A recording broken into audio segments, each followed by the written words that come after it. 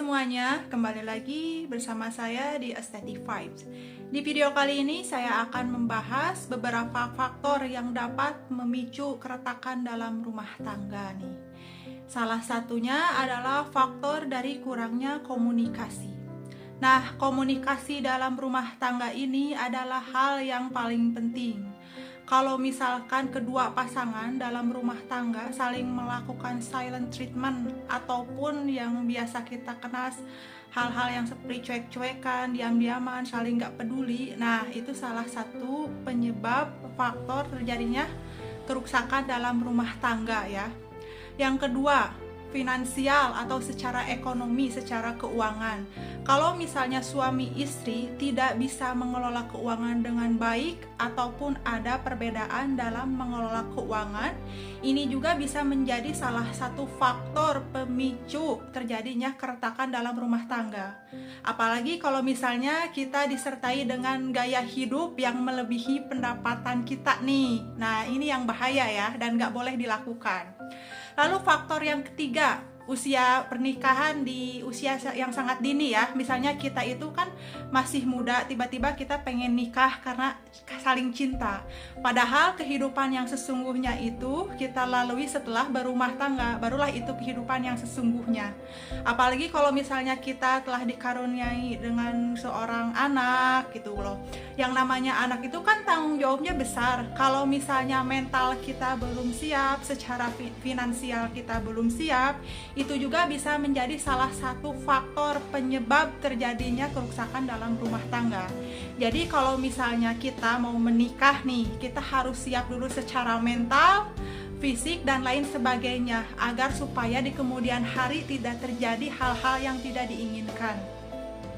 Lalu faktor lainnya apa nih penyebab kerusakan dalam rumah tangga? Yaitu adanya orang ketiga.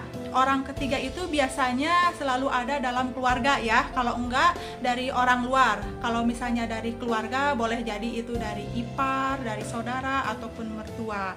Nah, disarankan apabila kalian telah berumah tangga nih ya, saya sarankan untuk pisah rumah. Kalau misalnya kalian belum memiliki rumah, minimal kalian itu ngontrak dulu. Kenapa kalian harus seperti itu? Harus ngontrak dulu? Ya itulah untuk meminimalisir terjadinya pertikaian dengan keluarga. Lalu untuk orang ketiga sendiri yang lainnya, misalnya faktor dari luar nih, harus saling jaga pandangan, saling percaya ya. Karena misalnya kalau kalian nggak bisa jaga pandangan, sesuatu yang menurut kalian indah itu belum tentu indah. Lalu ada lagi nih faktor lain, contohnya KDRT. KDRT itu adalah kekerasan dalam rumah tangga. Sebenarnya ini adalah faktor yang tidak bisa ditoleransi.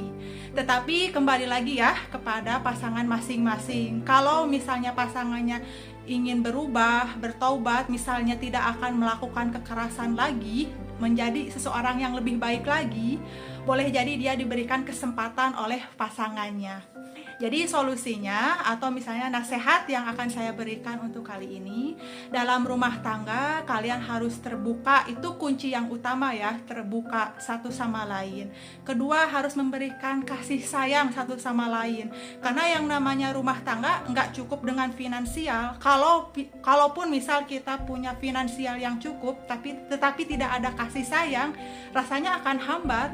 Lalu yang ketiga, jangan sekali-kali kalian merendahkan pasangan kalian nih. Misalnya, oh kamu kayak gini, oh kamu kayak gitu, harusnya kamu kayak gini. Jangan ya, kita harus saling menghargai pasangan kita satu sama lain. Lalu yang paling penting juga adalah komunikasi nih ya. Kalian harus menerapkan komunikasi yang baik dalam rumah tangga agar supaya tidak terjadi salah paham nih ya. Mungkin cukup sekian video kali ini. Apabila ada kurangnya mohon dimaafkan. Dan misalnya kalau kalian ada tambahan nih tentang beberapa faktor rumah tangga yang dapat menghancurkan faktor rumah tangga, boleh kalian komen ya di kolom komentar juga ya. Terima kasih, sampai jumpa.